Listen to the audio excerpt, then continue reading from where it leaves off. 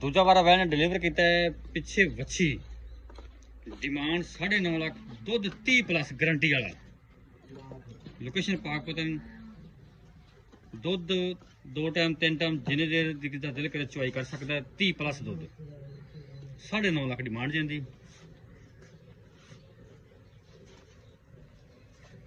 0345 109 9392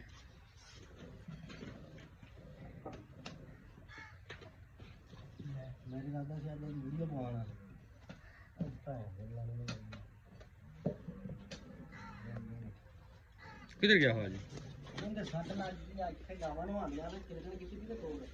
चले गए डिग गए